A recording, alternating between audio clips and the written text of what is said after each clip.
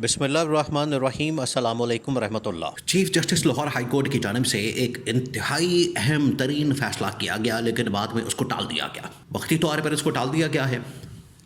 और जो अगला हफ्ता है उस हफ्ते ये फ़ैसला किसी वक्त भी आ सकता है। मरियम नवाज़ की डिसक्वालिफिकेशन का, नाअहली का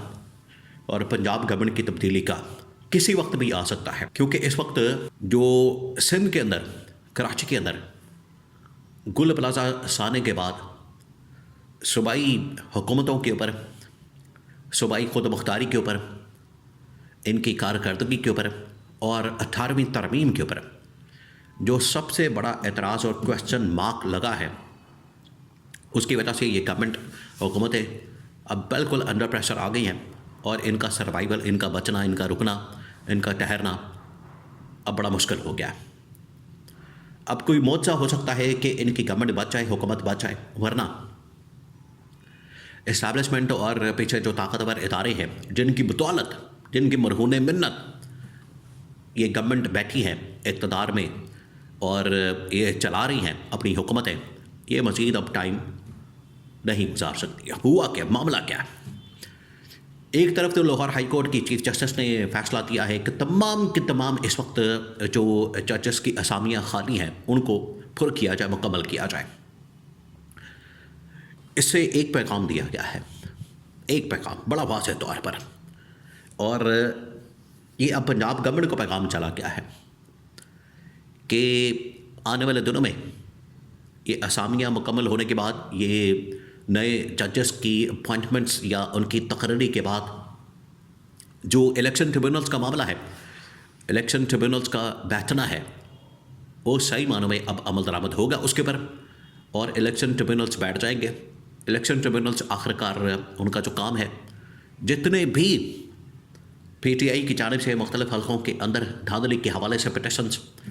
इलेक्शन ट्रिब्यूनल्स को भेजी गई हैं, वो काम शुरू कर देंगे। जजेस की कमी की वजह से, जजेस की तादाद मुकम्मल ना होने की वजह से ये काम वक्ती तौर पर रोक दिया गया था,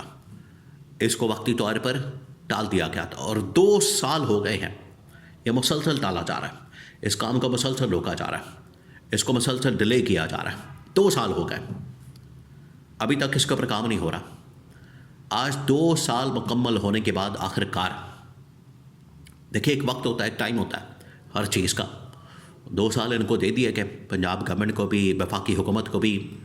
अब 2 साल मुकम्मल होने के बाद इनको बिल्कुल लास्ट वार्निंग पैगाम चला गया है और उसके मुख्तलिफ सोर्सेस ने बाकायदा तस्दीक भी कर दी, उसको कन्फर्म भी कर दिया है कि बिल्कुल ये लास्ट मैसेज, लास्ट पैगाम, ये अल्टीमेटम, फाइनल वार्निंग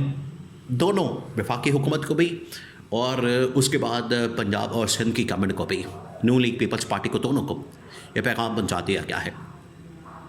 तो जब इस किस्म का खेल शुरू होगा, इस किस्म का मामला शुरू होगा, तो आहिस्ता आहिस्ता उसकी तरफ बढ़ना है, आहिस्ता आहिस्ता उसकी तरफ जाना है और उसके लिए जो पहला कदम उठाया जाएगा वो ये कि इलेक्शन ट्रिब्यूनल्स के अंदर बाकायदा तौर पर फॉर्म 45 खोला जाएगा और उसके अंदर पंजाब की हद तक अगर बात की जाए तो सबसे पहला जो हल्का खोला जाएगा वो मरियम नवाज़ का होगा,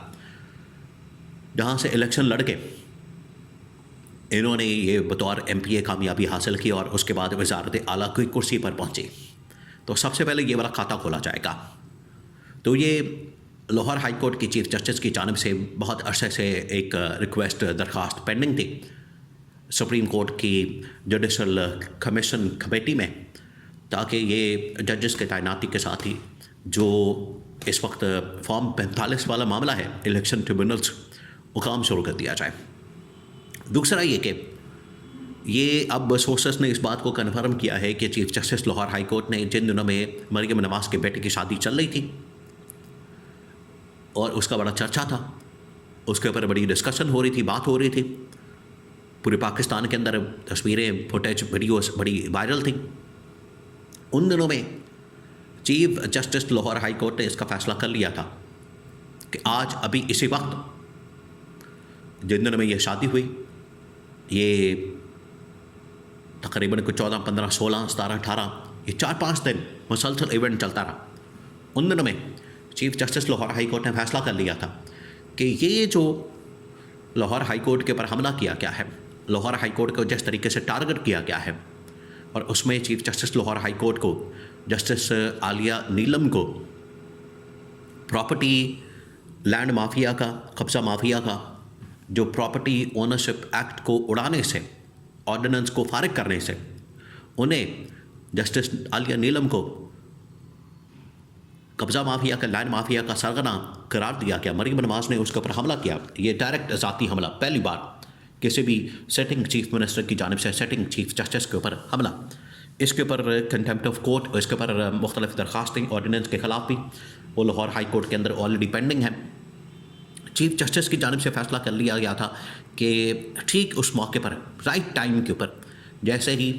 इनकी ये शादी की तकरीबात हों, जैसे ही ये शादी की तकरीबात चल रही हों, उस मौके पर, राइट टाइम के ऊपर, एन मौके पर डिस्क्वालिफिकेशन नाअहली की तलवार चला दी जाए, हथौड़ा चला दिया जाए और बाकायदा फ़ैसला कर लिया जाए। लेकिन इसको टाल दिया गया। आप समझें, इसके अंदर हिकमत को समझें। ये खुशियाँ जो है गम के अंदर तब्दील हो सकती थी, ये खुशियाँ जो है वो तबाह बर्बाद हो सकती थी, लेकिन इनको वक्त दिया गया, इनको टाइम दिया गया है। और एक हफ़्ता, ये जो पिछला हफ़्ता गुजरा है, इस हफ़्ते तमाम के तमाम जो FIA NCCI है, आपको पता है लाहौर हाई कोर्ट ने बाकायदा इनको डायरेक्शन दी थी, इनको कहा था कि आपने इसके ऊपर काम करना है, वर्किंग कर रही, और वो तमाम के तमाम अकाउंट्स जिन्होंने पंजाब गवर्नमेंट की इंस्ट्रक्शन के ऊपर, पंजाब गवर्नमेंट के हुक्म के ऊपर लाहौर हाई कोर्ट के ऊपर हमला किया है, उनके ख़िलाफ़ फुटेजेस, उनके ख़िलाफ़ मैसेजेस, उनके ख़िलाफ़ ट्वीट्स, उनके ख़िलाफ़ पैगामात फेसबुक के ऊपर, ट्विटर के ऊपर, यूट्यूब के ऊपर, इंस्टाग्राम के ऊपर, टिकटॉक के ऊपर, ये तमाम के तमाम प्लेटफॉर्म्स के ऊपर जो पैगाम दिया गया, मैसेज दिया गया लाहौर हाई कोर्ट की चीफ जस्टिस आलिया नीलम को, उसको बाहर निकाला जाए। उनको अब आइडेंटिफाई कर लिया गया है, उनको फाइनल कर लिया गया है,